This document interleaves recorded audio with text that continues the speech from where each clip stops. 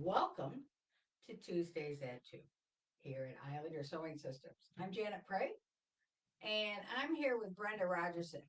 You won't see Brenda, and that's by her design. She's behind the camera, and she'll help with fielding any questions or whatever else might come up. But today we've got a really good demonstration. But before I go into the demo, I just wanted to mention this week's newsletter. Uh, a lovely lady by the name of Debbie wrote us a really nice email telling us that she has made multiple cardigan expresses. Let me see, was it four or five? But she said she's made them out of different fabrics. She's made the sweater knit. I have the red sweater knit on, and she's made the pink sweater knit. I own that one as well. And I also own one that is like this in the chenille, or not chenille, excuse me, French terry. So you can make it out of sweater knit, French terry. It just has to have a backside that you can see and not be unsightly. Like a sweatshirt fleece, eventually the fleece would pill, so I wouldn't use that. But as long as the wrong side of the fabric is pleasing, even if it's got a little bit of a contrast. It's a quick make, and it's also a pattern guide that is a video pattern guide on YouTube. So you get the booklet here as well as the links to the video pattern guide. But anyways, Debbie loved it, and she was very excited about the Islander concept of not buying a new pattern every time you sew. And so she's getting real excited about the fact that she's refashioned this or made it out of different fabrics, and she's excited to go forward with that concept. So this week, 20% off on this pattern, and the code is, of course, Debbie, Debbie.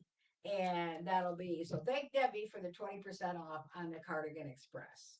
Remember, it comes in two sizes. So make sure you get your size, either the extra small to extra large or the plus sizes.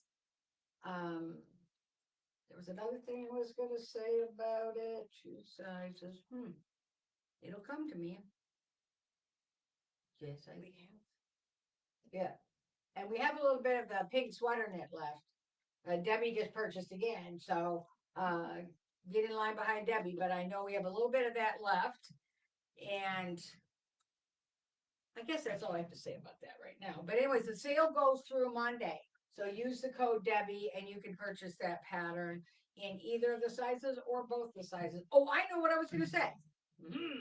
Somebody wrote us, and we get one of these about a month, that they want to buy a download, but they want it to be the full size sheet of paper download. We do not do that.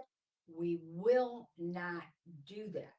So please be advised, if you do a download pattern with us, it's going to be tiles, 8.5 by 11. But if you want the full sheet of paper, well, we provide it right here. So you've got it. So if you want the full sheet that you can cut out, trace around, whatever, buy the paper pattern. If you want a download, then the 8.5 by 11s or we also do the A4. So either 8.5 by 11 or A4, and you can tape them together. And we even have a video on how easy that is to do with our process on YouTube. So you can look for that as well. Anyway, that's it for this week's products and announcements. But I thought it's been a long time since I did a sewing demonstration, as well as we've gone more toward the fitting and the sloper making and things. And because there's just two of us, that's about all we can handle is one subject at a time. But the mainstay, the reason I love to sew, and the reason that if you like to sew, you will love to sew, is the techniques that we have in Islander sewing systems. The ones that were developed primarily by Margaret Islander. So Margaret went to work in a place where they taught people how to sew production style.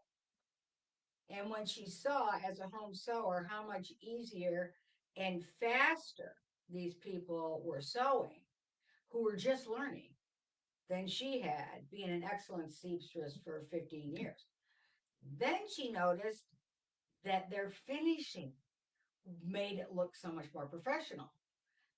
And then she realized how excited she was that all the rest of the home sewers that would get a chance to have this information would be equally as excited.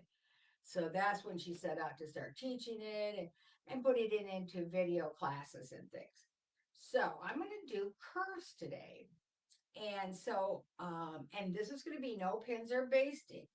And when we tell people we sew without pins or basting, I can see the wheels turning in their head. And one of the wheels is, yeah, I'm sure your garments look like it too. And that's when we pull out our very beautifully made samples and we say, and this was made without any pins or basting. Oh, now they're interested. Now they're a little bit more interested that it's actually going to come out beautiful. Uh, and so they're surprised that you could do even straight seams with no pins or basting.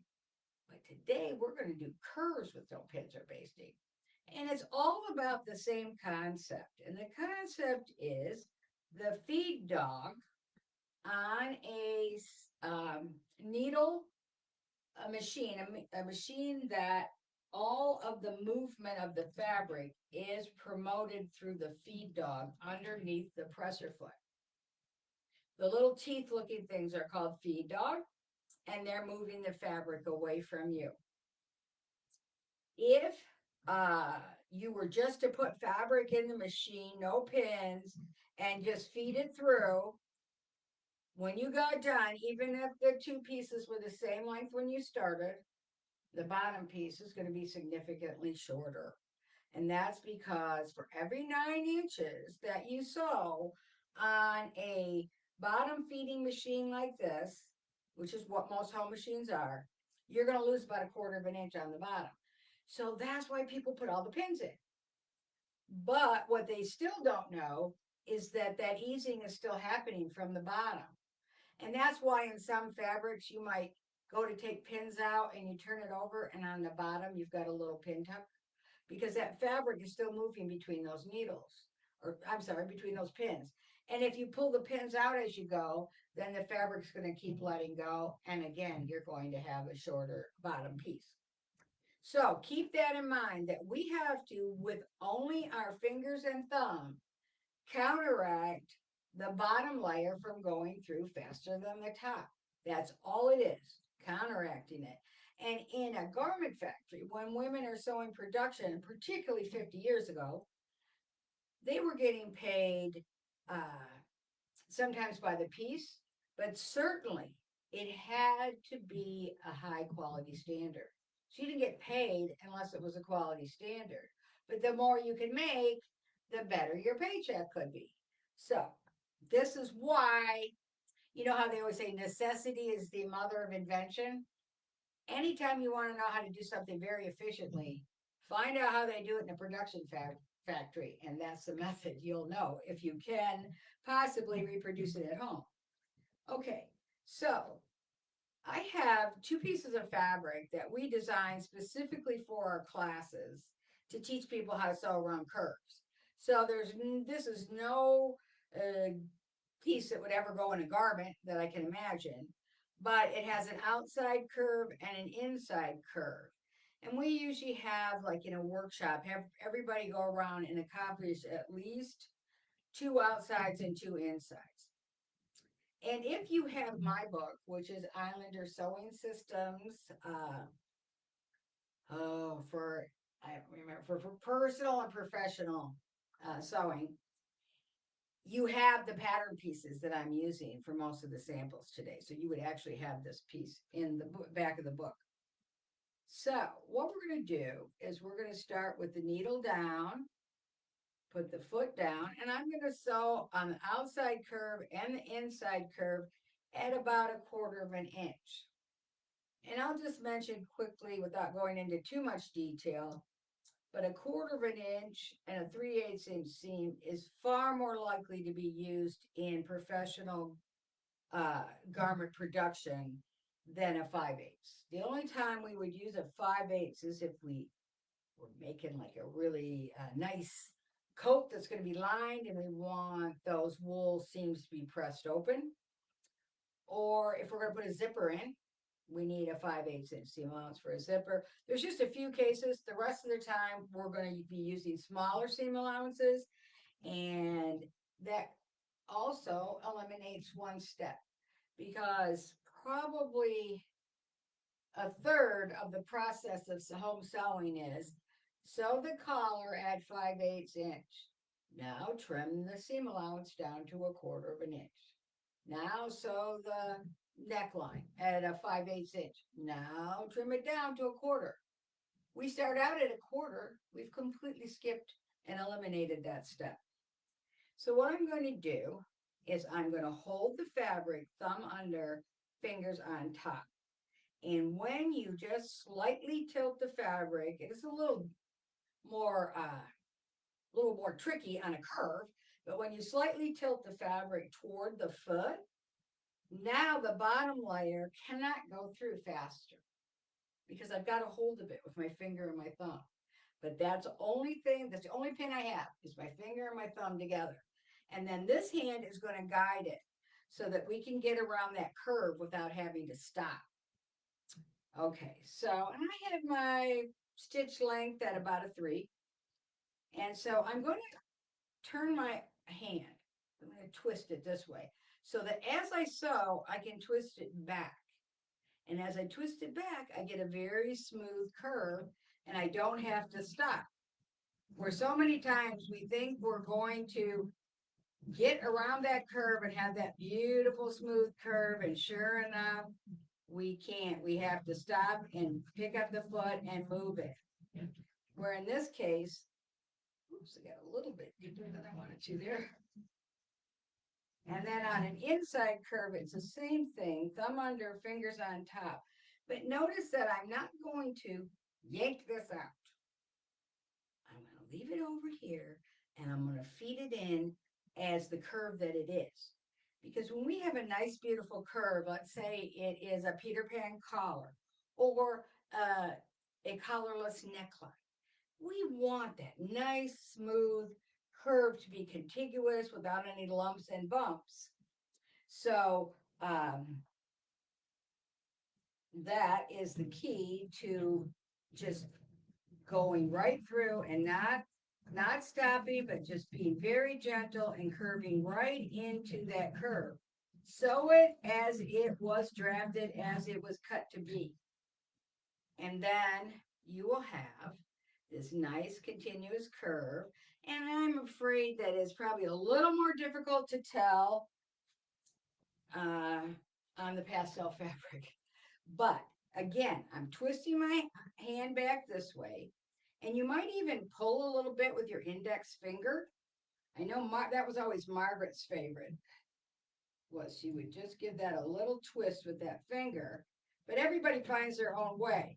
But as long as you can keep those layers together and you can get around the curve without having to stop and you get a nice smooth curve, that's all that's important.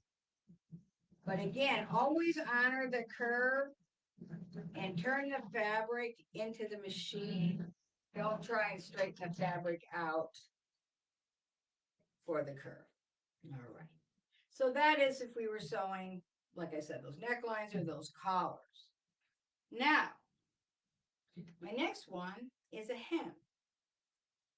And those of us who are ladies of a certain age, when we were in high school or middle school, we learned how to sew. One of the first things we learned how to make was an A-line skirt. Usually a beginning project back then, especially because girls were only allowed to wear dresses and skirts. So a beginning project, a simple one would be a skirt. You'd put a zipper in and a waistband on, but it'd be pretty simple. But when you got to the hem, whatever did we do about the hem? Well, because we've got this A-line, the piece just keeps getting thinner and thinner. So whatever we turn up, the edge that we turn up is going to be wider or longer than the piece we're sewing it to. So we used to finish our hems with a hem tape or seam tape, and then we would pin them up, and then we would sit for a good length of time to hand hem them, because every so often we'd have to take a fine, tiny little tuck along the hem in hopes that it got in there evenly and didn't show from the right side. But what happened a lot of times is if your fabric was any significant loft, when you turned it over and pressed it, the little lumps kind of made a pattern across the hem. So I always said, I didn't know this when I was in middle school and high school, and I wish I had. And this term you may have heard of, and it's called crimping. So what we want to do is we want to make this the same length as this, or very similar. So how we're going to do that is we're going to do a little thing called crimping. And I'm going to show you, and then I'll explain it a little bit in a little bit more detail. So I'm going to start on about 1/4 of an inch from the raw edge. And I'm only doing obviously a little section here. It's a pretend skirt. So you would be going all the way around if you were doing a true A-line hem on a dress or a skirt. So once I get this started, I've got my finger back here up against the foot of the machine. And you'll see the fabric is starting to kind of bunch up. And I'm not going to move my finger. I'm going to leave it there as long as I can, holding that fabric up against the back of the feed dog. Now you can kind of see how it is crimping up. And it's just jamming up there. Now, if you have to, of course, if you're doing a whole skirt, you're going to have to let go eventually. So you let go of some of it and then come back in and grab what's closest and then keep going. Now I have this on a 3 stitch length. It really isn't important. 2.5, 3, 3 1/4. Just don't get it too big or too small. All right, so here's what's happened. And what I think is very interesting, and I always relate this to the cupcake papers. So the cupcake paper liners have these tiny little pleats in them, and they stand right up. But if you wanted to, you can flatten it right out. Well, that's exactly what this does. So those feed dog have actually created those little crimps. And by holding this against the foot, you've aided it in making those little crimps. Now, one thing, if you have a certain type of machine, and I know Viking has a slanted foot, and it's a little difficult.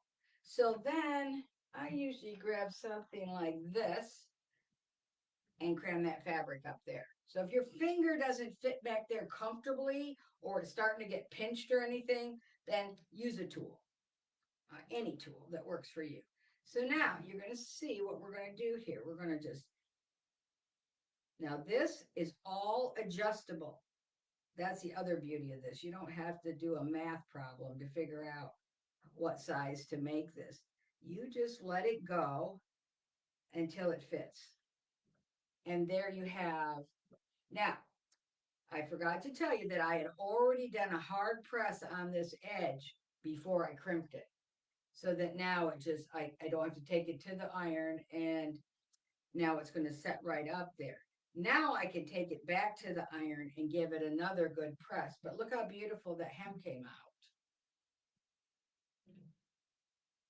And that's just that fun little crimping technique.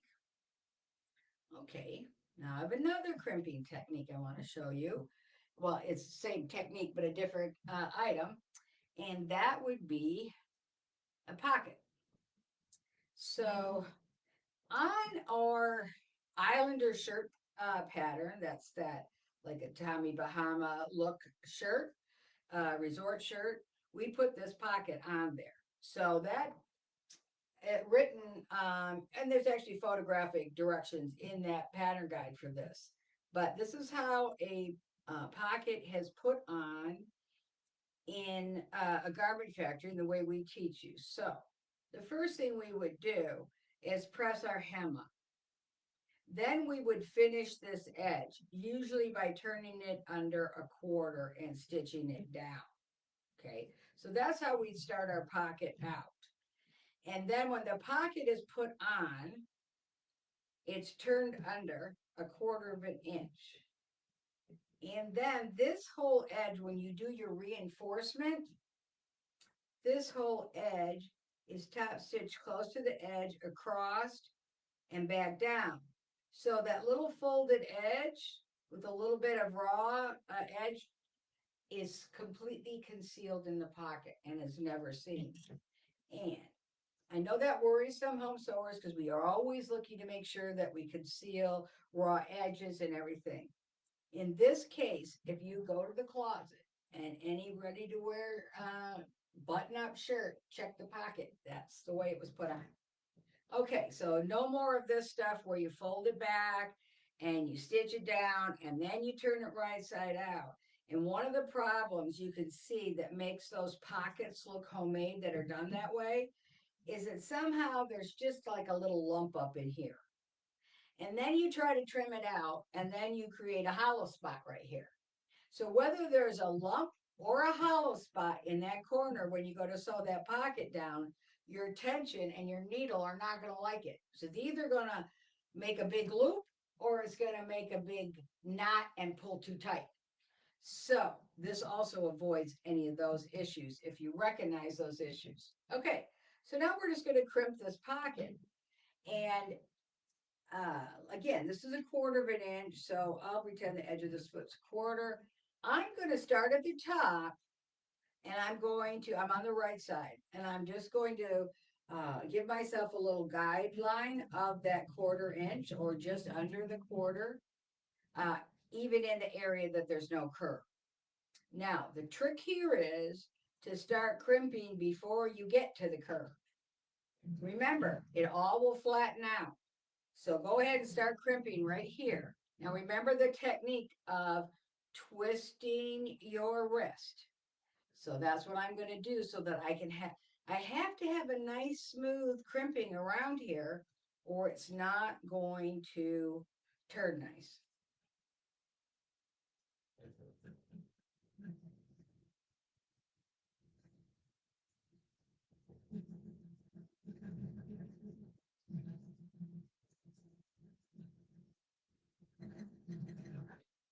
Okay. Sometimes, there we go. So if this is slightly under a quarter of an inch, and we're going to turn this at a quarter of an inch, it's going to be just out of sight. Now, chances are you're going to be doing this with the same color thread as the fabric. I don't do that on camera because you can't see what I'm doing. All right, so then we're just going to turn it over. And you take it to the ironing station, of course. And then we let out what's crimped up a little bit too much here. And then we just begin to move that stitching. And you see, if we move that stitching right out to just past where it's supposed to fold, it'll sit right there.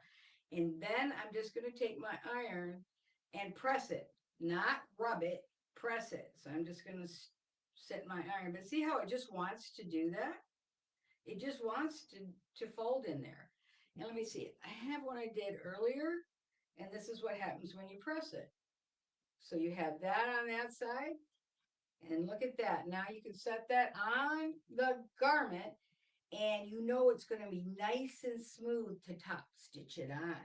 It's not going to be lumpy and bumpy because we've done it in such fine increments by using the feed dog. Okay, so that's ready to sew on the garment. Okay, what was my next? What am I going to do? Oh, the facings next. Okay, great. This one comes in really handy. And let's see. Yeah. All right. No. This is a shoulder. So this is our shoulder. This is our arm side. And this is the back facing for one of those facings that you want to put in a sleeveless garment that completely comes below the arm. Instead of having just that single facing around the sleeveless, we've incorporated it with the front facing. So there's just not a lot of that slopping around. It creates a much smoother look. And I do show you how to do that, but I don't remember what video it's in, but it is in the book as well. I show you how to create your own facings from any pattern, just like this. So what we want is we want this edge right here finished. And God bless the home sewing pattern makers that tell you to fold that up a 5/8 inch, because talk about the sloppiest look and the hardest to even get it to look halfway decent, let alone have it look good.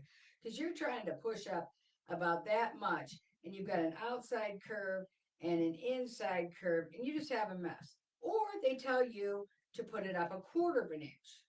Now, when they tell you to fold it up a quarter of an inch, you generally go to the ironing station and you try carefully to press this over that quarter of an inch before you stitch it.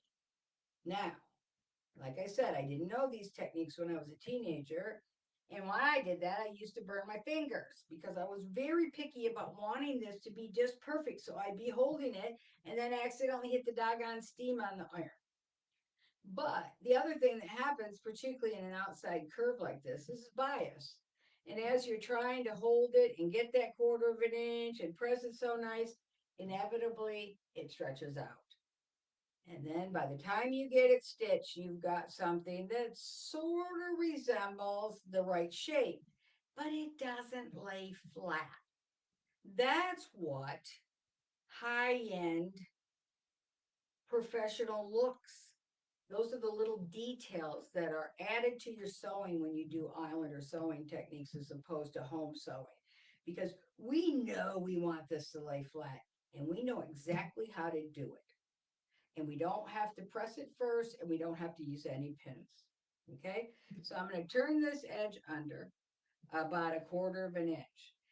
And I don't care if it's a 16th of an inch bigger or smaller. You can eyeball it because it doesn't have to be precise. It's not a piece that has a seam that's going to fit to it. So we're just going to turn that under. You notice all I turned under was just the very edge. And I'm going to stick my needle down and just do a stitch back and one forward. Now let me tell you, when I always reverse at the end of every seam. But again, as a young sewer, I used to think, well, if you go forward, back, forward, that's really good. But what about if you go forward, back, forward again? Well, that'd be really great. No, I learned that the more thread you put into one area, the more likely you are to cause a stress point and maybe even create a hole in the fabric. It can only take so much stitching on it. So we start a stitch or two ahead of the edge. We back up the one or two stitches and go forward. That's all you need. All right, now I'm going to come ahead of the foot and I'm going to turn under the quarter of an inch that I want. And this is the key to getting this thing to lay flat. I'm stitching on the fold. Okay, let's see well enough today to do that. Let's see. Now I teach stitching a needle width away for top stitching. That's not what this is. This is right on the fold. And there's a very good reason for that.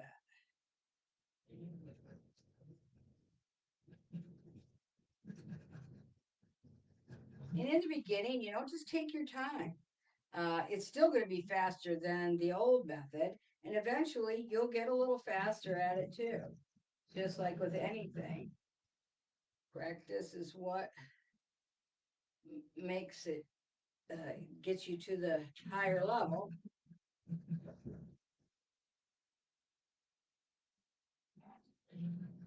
Like I said, it doesn't have to be precisely a quarter of an inch. I just always eyeball it.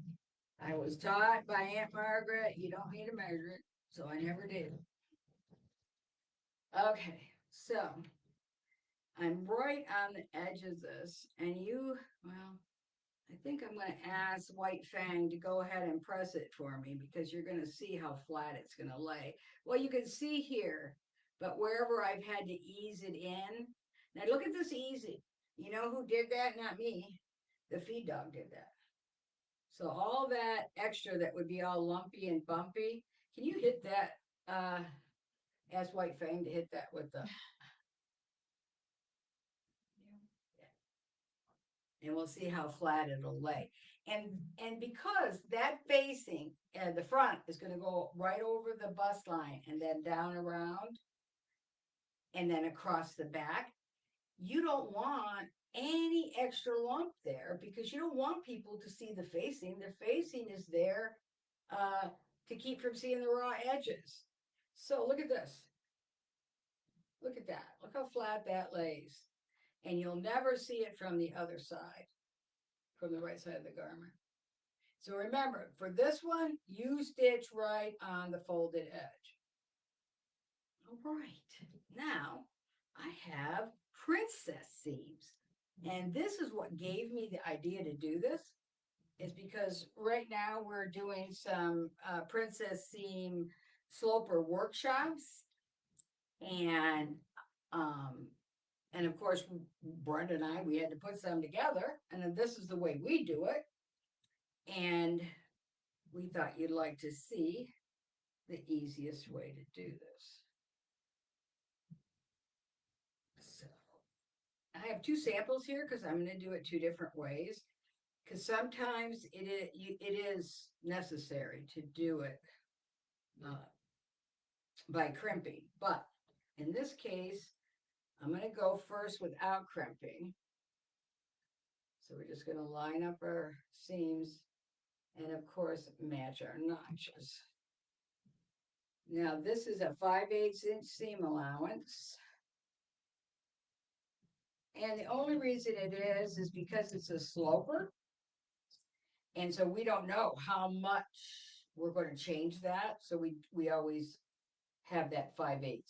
So that's because I just think somebody's going to say, well, wait a minute, you said 5/8 were only for certain things. Well, in this case, it's because a sloper isn't fitted yet. Once it's fitted, then the seam allowances can all be corrected if need be.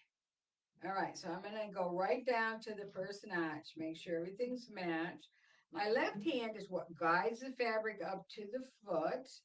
My right hand is thumb under, fingers on top, keeping the bottom layer from going through faster.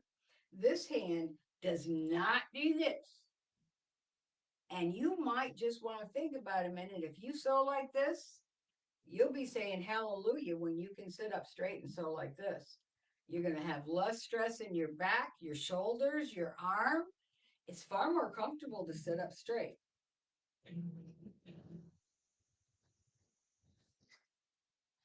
All right, so I'm approaching our princess seam notches.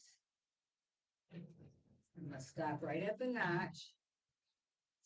And then I'm going to match up the next one.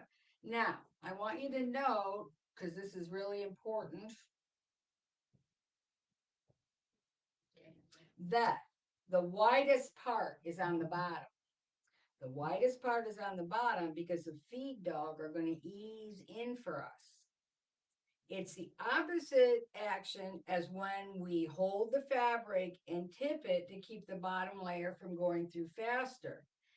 Now we want the bottom layer to be eased in. So this is how we do it. We go and we match up the second notch. And we put our pin in, which is our thumb and our finger. Now, new to this, go ahead and put the pin in because it might make you a little crazy at first. All right. So you see, this is what the extra is right here. So and this is the same way we put a sleeve in. And that video is on YouTube. under tips and techniques and how to put a flat cap sleeve in without any pins or basting. So this hand is going to go in there and I'm going to pull this fabric of the lower layer only back until they match. And when they match, that's when we sew. Okay? So I'm pulling it back and now I'm going to stitch that 5/8. And remember, I'm still holding, this is my thumb and my finger. Make sure, and I stop sometimes and check to make sure that I haven't slipped any.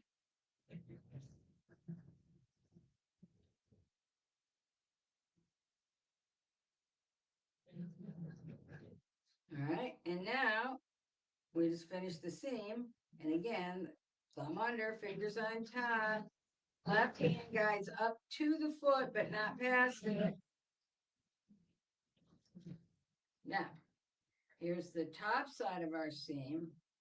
And here is the curved side. And you see how it just eased it in. And we have a nice, let me open that up for you. Oopsie. And that's a princess seam. And then, of course, if we're doing a sloper, we're going to press this open and move on to the next step. Now, if you have a fabric, and occasionally I have come across a fabric that I could not get to crimp enough, it just wouldn't crimp. And it might be too loose of a weave. I don't know.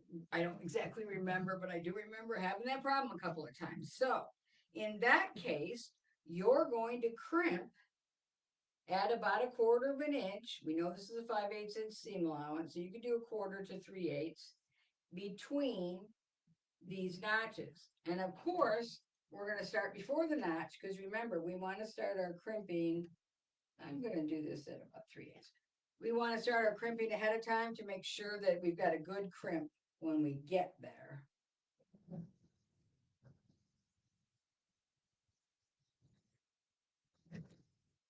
And again, this is good, probably too small right now. So when we want to sew these guys together, we're going to match up our notches.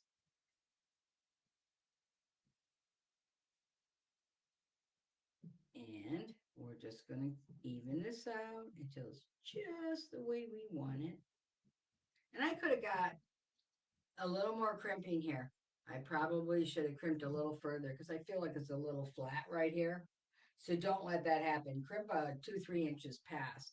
And then you'll be able to match up your notches and stitch it together. But even though you've got this crimped, you put this piece against a feed dog. Anything that is bigger, looser, longer, stretchier, or bias, that's the piece you put against the feed dog.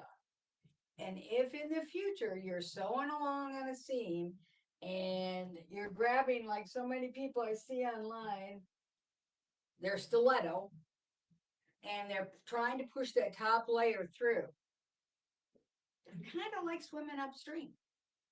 Because if that top layer is loose and giving you trouble, all you have to do, and I hope you do this, stop now. Pins or no pins, stop now, turn it over.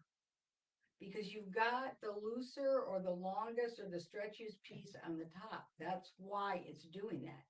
Stilettos are for shoes. They're not for sewing.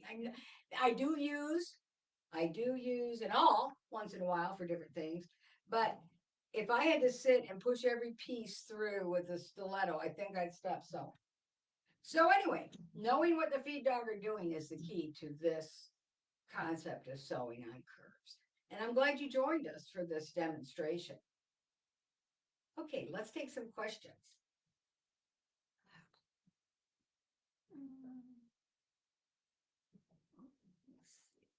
Or did I do such a fabulous job? Nobody has a question. Comments. Okay.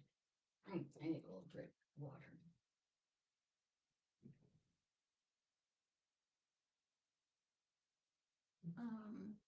Joni says in August you talked about a separating fork, Yes. separating tool, sold with the Brothers semi-industrial machine. Yep. I found out that they no longer sell or make that part. Do you have any other suggestions for sewing with velvet or how to get that part? I have. Well, okay, Joni. Joni's talking about. My drawer's too messy to right pull it out. I think it's in this one. It's a separating fork, and you can get it for machines that are made like industrial machines, which this one is, because you have to have screws in the bed. It screws in here, and it's separated. It's a piece of metal, and it comes in here, and you slip it underneath the foot. Of course, it's not as wide as my fingers, but it slips under there. Now, anybody who's ever sewn velvet or corduroy knows what happens. When those two layers come together, they're napped. And this snap pushes against this snap. And no matter what you do, and I'm talking pins every eighth of an inch, it still keeps pushing itself away. Okay? Because those naps are sticking up and they're firm and they push each other. So by putting the separating fork in, you put the bottom layer underneath the fork and you put the top layer over the top of the fork, and the fabric itself does not touch until the needle's going through precisely. So it can't do that. And I was in the process of making 6 foot long velvet scarves, dozens and dozens of these scarves that I was selling. And when I came across this machine, they were trying to sell me it on some kind of spirograph thing that did this crazy stitching, and I wasn't the least bit interested. And then I said, "Well, what's that thing?" And she pulls it out, she puts it in the machine, and I go, "I'll take the machine. How much is it?" It was that bad. It was like, oh my God, I went to heaven. So now Joni says that they no longer make that part. I don't believe that, Joni, because that is an industrial sewing machine part that you should be able to buy elsewhere. Secondly, I was on the Brothers site, I think a month ago, and it's still listed as the part that's included with the machine. So I would double check with Brother, not the dealer. A lot of times the dealers are not real keen on selling these machines. Now, this one is the baby lock version, and I believe it's called the Novus. Is that what that one's called now? And the Brother was called the 1500, and I think it's a 1600 PQ or something. Now, um, but these are not expensive machines, even though they're stronger and more reliable than your $8,000 sewing machine. And I'll tell you why. It's all metal parts. You almost, it maybe never have to take it in to have it repaired. You just have to oil it once in a while. It sews twice as fast as your home sewing machine. Home sewing machine does 850 stitches a minute. This one does 1500 to 1600 a minute. Not so fast you can't handle it, but it does speed things up when you're doing a lot of sewing. The other thing this machine has that your home machine won't have is it has 4 different feed dog positions, but the one that is also helpful with the velvet is called the pin feed. So at the very back of each side of the feed dog are these tiny little pins, sharp pins that come up.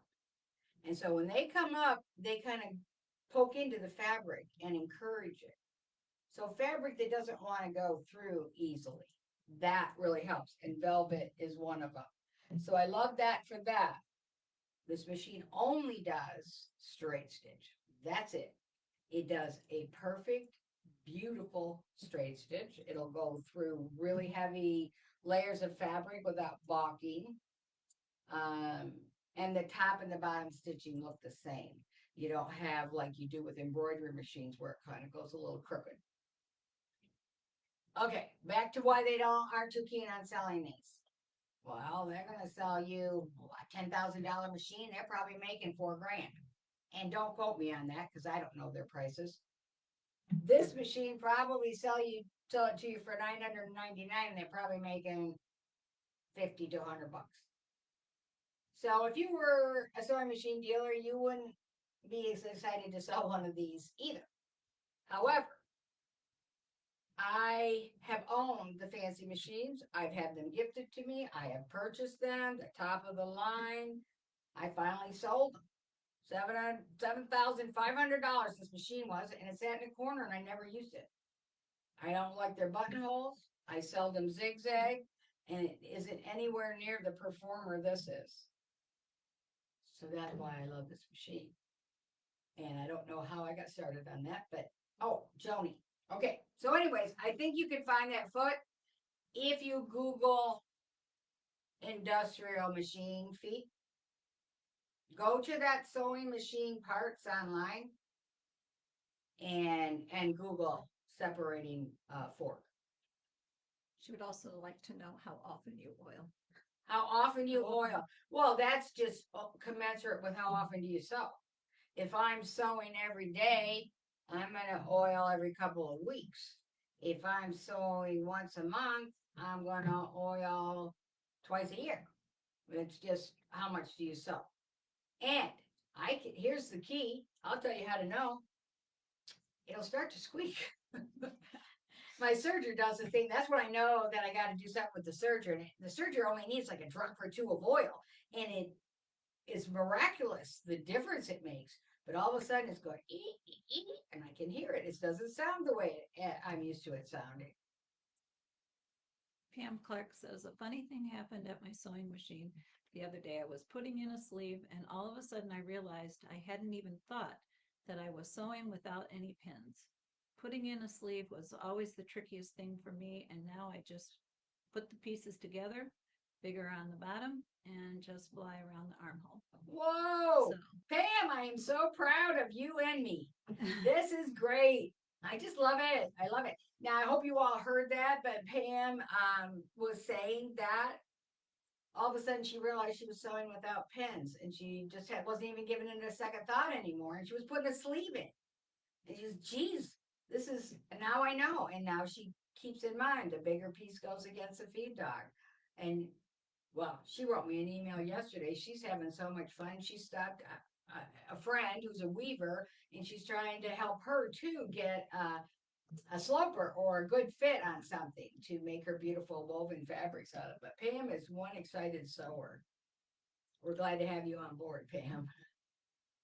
Connie says, I learned the wrist turn for curves from Janet, a game changer. Okay, so someone said that wrist of turning through that curve was the game changer for her. And it really is, because I can remember trying to get around a rounded pocket or a rounded collar or cuff. And I'm like, I'm going to make it. I didn't make it. I'm going to go right off the edge. Now I got to pick the foot up and I got to turn it. And if you do that more than once, pretty soon you got a very broken up curve instead of a nice smooth curve. Lots of comments about today's program. They learned a lot. Okay. Jeannie, do these techniques work as well with an even feed foot? Oh, that's a very good question. So Jeannie is asking, do these techniques work as well with an even feed foot? Now, there are a couple of different types of even feed feet, even feed feet. And one is an IDT on a fob. So on the fob, it's built in and it's on the foot. You can turn it off. And in some cases, you're going to want to turn it off when you want the feed dog to crimp or something. But that one, it works beautiful. You don't need to use some of the techniques as much. But once you learn to hold your fabric, thumb under, fingers on top, and guide it this way, even if you don't need that handling for the feed dog at the moment, look at me. I am sitting up straight and I'm not constantly doing this. Okay. So sitting up straight and being comfortable and ergonomically correct at your machine will make it more comfortable to sew, and you'll be able to sew longer. What was the rest of that one? There was something else. Just Do these techniques work as Oh, well? yeah. But if you're talking about this kind of even feed foot, no zippo nada. And the reason is this thing is a big hunky eyesore. It gets in my way. I can't see what I'm doing. I have to sew slower, and it goes kerchunk, kerchunk, kerchunk. I just want to go. That's the way I like to sew. So I don't like these. They've got the reason they call them even feed is because they have a feed dog in them. So you're getting a feed dog from the top and a feed dog from the bottom. If I'm quilting, if I'm sewing 3 layers together, there's nothing better than this foot because I can't get a hold of the layer on the inside and make sure it doesn't move. So this really helps along with some pins if you're quilting. But for fashion sewing, I don't recall ever using it. So, So, but everybody has their own thing. You might find it as a good thing for you. okay, Joni has a suggestion for a future program. Would you be interested in showing how to prep and lay out knit fabric because it doesn't have a straight of grain and it's not always cut straight? What do you do to set your fabric up for a knit pattern, especially front and backs are often placed on the folds? Okay, so Joni is asking about cutting knits and how to determine if they're on the straight of grain. Well, anybody who knows weaving versus knitting knows there is no grain line on knitting. Knitting is crisscross, crisscross, crisscross, and that's why it stretches. Um, I always use the selvage to start with, and I eyeball evening it up. So a lot of times knits, instead of being pinned to the frame they're woven on or knit on, they're glued. Knits are often glued, and you can imagine why, because if they put the knit fabric on those tiny, well, you maybe don't even know that, but they put them on these tiny little pins that stick up really sharp little tack kind of things. Well, if you put knit on that and stretched it, you probably rip holes in it. So they glue it. So then your salvage is rippled like this. So I take my quilter's ruler and I even it all up and I get it nice and straight as I feel that it could be, and that's the way I use it for. That's how I determine to keep things straight. If you're off a centimeter or two with knit, I've never seen it make a difference. Woven, oh yeah, woven's a whole different story. You don't ever want to get that very far off grain, if at all. But knits, don't be overstressed about it. Just do your very best, get it nice and trimmed, use that straight edge for your grain line, if you will. Um, Cheryl, do you have a video on the types of industrial sewing machines for the home sewer? Any recommendations? I have found that I don't use anything other than a straight stitch, so I agree with you not to spend the thousands on a machine with a billion stitches to choose from. Yeah, they never use. Yes. And yes. Okay, so she is wondering if I have a video on the different types of industrial machines for home sewers. Well, it would be a very, very brief video because most of the companies, and I'm going to say, Brother, Baby Lock, I'm not sure about Singer, but I know that Janome have all come out with this type of machine. I call it an industrial light. I don't know what they call it. They actually came about this by accident in a way. The reason that the Brother is called the PQ 1500 is because they thought they built these to sell to people who wanted to be quilters at home. And any of you who are quilters know that if you're going to quilt on your own just basic sewing machine, it's very labor intensive because you've got to roll the whole quilt up all over, and then you can only quilt a little section, and then you got to readjust it. Oh, I've heard talk to women and they just put their shoulders out. They rotator cuff problems because it's hassle. And then they came out with those long arm machines for home sewers. They're expensive, I think, but they're far more efficient. So what happened was quilters didn't want these machines anymore. And a lot of fashion sewers, well, after they see me, they go running down to the store to get one of these. And a lot of times the dealers say, oh, we don't have any such machine. Or, oh, I'll have to order it. They don't even have one to show you. So, anyways, they did not realize the value of this to a home sewer. And so the comment that was made was she didn't need to spend thousands of dollars on a machine that did a bazillion stitches because she never uses them. I never used them. Like I said, I had a $7,500 sewing machine that sat in the corner for like 8 years and I never touched it. I tried once to put buttons on with it. I didn't like it. I tried a couple of diligently trying to put buttonholes in with. I hated it. So I replaced that by buying that Singer. You guys know, and there's a video on YouTube if you don't. I bought the Singer 401A, and it is a machine that was built back in the 50s. It's all metal. It's a Singer, uh, heavy duty. The beauty is that you can put the old-fashioned buttonhole attachments on them, and they make perfect buttonholes every time. If you don't know what I'm talking about, take a look at that video, buttonholes, on my YouTube channel, Islander Sewing Systems. But anyway, so that's the only industrial, light industrial. If you have room, you can buy industrial machines. The problem with industrial machines in a home setting, and this happened to me in the beginning because I needed them, is the older ones have a motor. Well, they all have a motor. So they've got this motor underneath.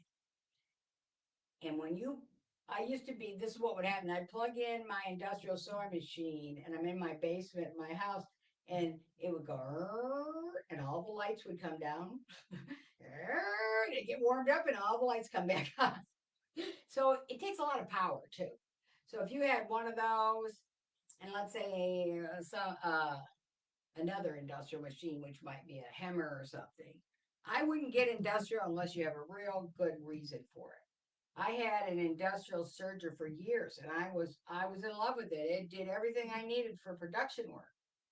But then along came the home sergers and everybody wanted to do all this decorative stuff and put in different threads and do all this thing. And I thought, oh, that's great.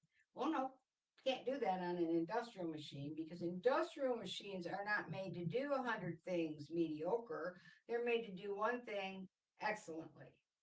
That's the problem with a lot of these expensive home sewing machines. If I want to, and I'm going off on a tangent, I know. If I want to embroider, I'm buying an embroidery machine.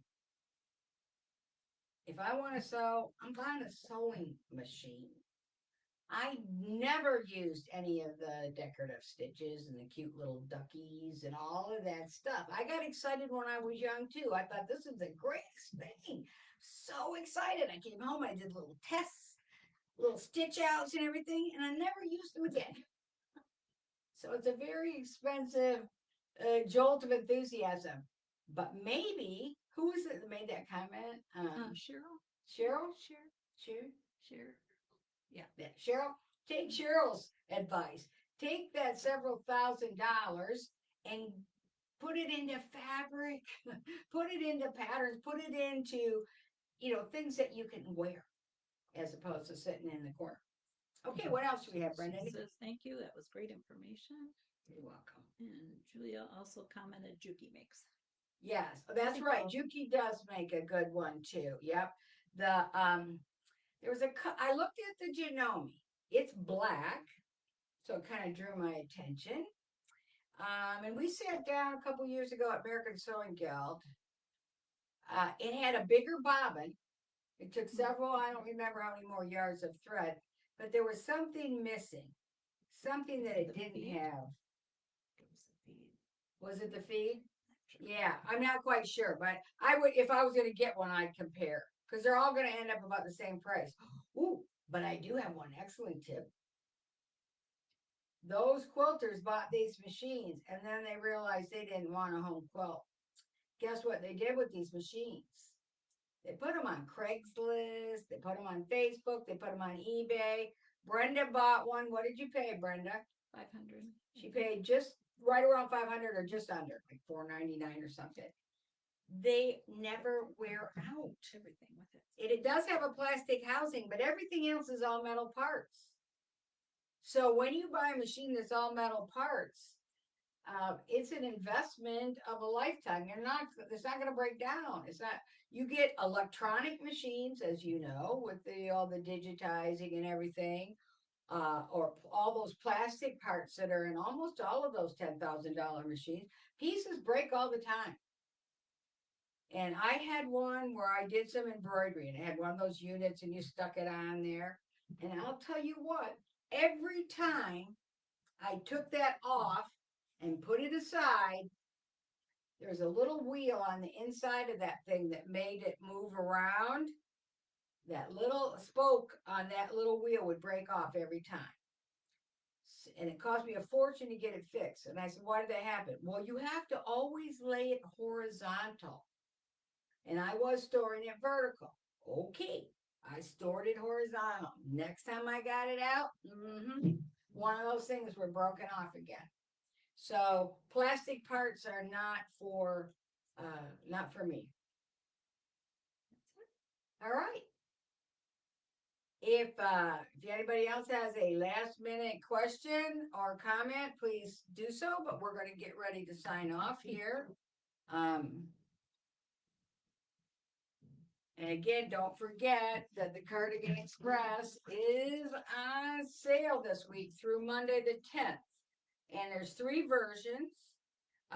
One that's a longer version has pockets. The sweater knit version is a little bit shorter, but it's longer in the back. So there's a couple of really good options. And again, remember, video pattern guide. So I think that's really great because you can actually see me and hear me as I make the whole thing. And, when we make a pattern, we make at least a half a dozen samples, and that would be conservative. So by the time we put out a pattern guide or we go to teach you how to make it, we pretty much know what we're talking about. We've made all the mistakes ahead of time. And you're welcome. Anything else, Brenda? Okay. Well, it's been great being with you again for Tuesdays at 2 here at Islander Sewing Systems. We hope that you will join us every month for Tuesdays at 2. It's the first Tuesday of the month. Sign up for our newsletter. You can get that off the website at islandersewing.com. The link's right at the top right corner for the newsletter. Also up there, you'll find my Mythbusters. And I have maybe 16 different Mythbusters. And those are where someone will come to me in a class and say, well, my teacher told me, like that one where I said that they straighten out the curve and try to sew it straight. I bust that myth. Here's the reason you shouldn't do it, and here's the way to do it, and it'll be much better. So I go through interfacings and zippers and types of fabrics. There's lots of really good stuff there, and that's a free PDF. And I guess that's it for today. So for our Brenda Rogerson and myself, Janet Prey, we've enjoyed being with you again. And we'll see you all next month. Send us an email if you have any questions, islandersewing@comcast.net. Bye-bye.